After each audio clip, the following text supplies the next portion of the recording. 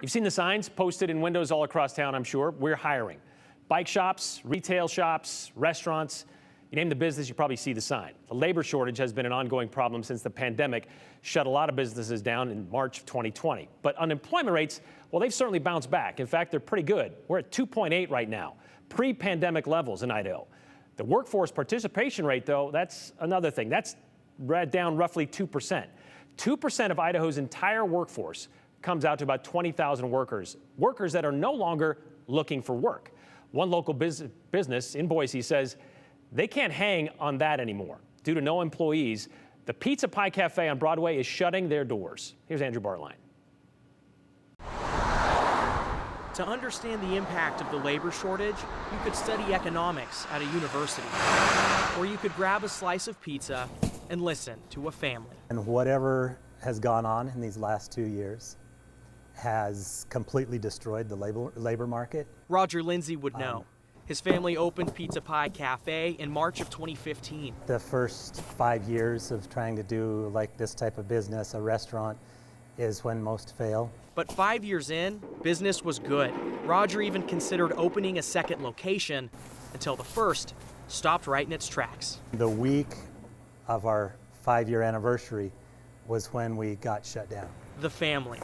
They kept the business going alongside just a few loyal employees. I'm just getting ready for the evening. Orrin Lindsay is Roger's son. He's the general manager and worked at the restaurant for all 7.5 years. But 7.5 is where this job ends. We had to decide, do we keep struggling like this or do we just close our doors? Roger is closing the restaurant because he can't hire employees to keep it open, and he hasn't been able to do it for a while. It just kept getting harder and harder until the beginning of October. We could no longer be open for lunch because we didn't have enough people to do that. It's a pizza shop. Roger knows employees will move on for careers and other opportunities, but he didn't know nobody would want to take their place. We get occasional applications, and several of them, my general manager sets up an interview for them to come in, and they don't show up. These days it just seems to be more and more about the money and not necessarily having a good, flexible place to work. Ah, yes. Let's talk about the money. That's one of the first things anybody asks is, well, what does it pay?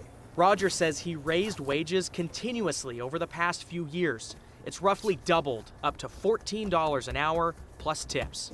And to be honest, at that rate, it makes it hard to make money because our labor costs have gone way up, and so has our food costs. We've had to raise prices multiple times. And now, Roger's raised a white flag, taped to the front door. A lot of relief, because that stress won't be there anymore, despite the fact that everything we put into this will essentially be gone.